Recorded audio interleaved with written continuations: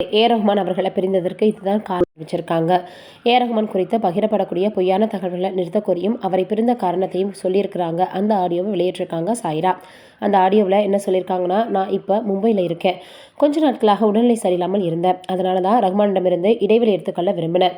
இந்த நேரத்தில் ரஹ்மான் குறித்து தவறான தகவல்களை பரப்ப வேண்டாம்னு தமிழ் மீடியாக்களிடம் நான் கேட்டுக்கிறேன். ரஹ்மான் நல்ல மனிதர். அவர் உலகத்திலேயே சிறந்த மனிதர். எனது உடல்நிலை கருத்தில் கொண்டுதான் நான் இந்த முடிவை எடுத்திருக்கிறேன். நான் இப்போது மும்பையில் சிகிச்சை மேற்கொண்டு வருகிறேன். ரஹ்மானிடம் பிஸி நேரங்களில் அவரையும் என்னுடைய குழந்தைகளையும் தொந்தரவு செய்ய நான் விரும்பலை. இந்த நேரத்தில் இடைவெளி எடுத்துக்கொள்றதுக்காக நாங்கள் விரும்பினோம். அதை தாண்டி வேறு எந்த விஷயமும் நாங்கள் செய்யவும் இல்லை, அறிவிக்கவும் இல்லை. இப்படியான நேரத்தில் அவர் மீது பொய்யான தகவல்களை பரப்ப வேணாம். என்னுடைய சிகிச்சைகளை முடித்துவிட்டு நான் விரைவில் சென்னைக்கு வருகிறேன் அப்படின்னு இப்போ பார்த்தீங்கன்னா அவங்க தெரிவிச்சிருக்கிறாங்க. இது மிகப்பெரிய அளவில் சமூக வலைதளங்களில் ரொம்பவே வைரலாக பரவி வந்துட்டுருக்கு. இதெல்லாம் தெரியாமல் நிறைய பேர் எதையோ பார்த்தீங்கன்னா கதைகளை கட்டி பேச ஆரம்பிச்சிட்டாங்க. இது எல்லோருக்குமே மிகுந்த அளவில் வேதனையை கொடுத்துருந்துச்சு.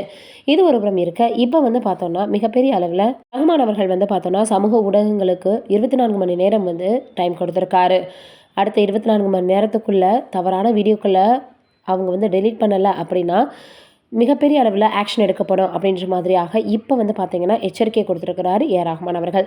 சமீபத்தில் அவருக்கு மிகப்பெரிய அளவில் பார்த்தீங்கன்னா ரசிகர்களுக்கு அதிர்ச்சி தெரிவிக்கக்கூடிய விதத்தில் அவருடைய மனைவி விவாகரத்து அறிவிப்பு இருந்துச்சு. தொடர்ந்து செய்திகள் வெளியான நிலையில் ரஹ்மானிடம் பணியாற்றும் பாடகி மோகினி டே தன் கணவர் மார்க் ஹட்சுவை பிரிவதாக அறிவித்தாங்க. இவர்கள் இருவரும் பார்த்தீங்கன்னா ஒரே நேரத்தில் இந்த மாதிரியான விவாகரத்து செய்தியை அறிவித்ததுனால சமூக வலைதளங்களில் இது வதந்தியாக மிகப்பெரிய அளவில் தவறான ஒரு விஷயமாக பரவி வந்துச்சு. ரஹ்மானினுடைய மகன் AR அமீன், என் தந்தை அவரினுடைய வியக்கத்தக்க திறமைக்காக மட்டுமல்ல, பல ஆண்டுகளாக அவர் சம்பாதித்த மதிப்பு மரியாதை, பிறர் மீதான அன்பிற்காகவும் புகழப்படக்கூடிய ஒரு லெஜண்ட். அதனால் அவர் குறித்து தவறான ஆதாரமற்ற வதந்திகள் பரப்புறதை பார்க்கும்போது வருத்தமளிக்குது.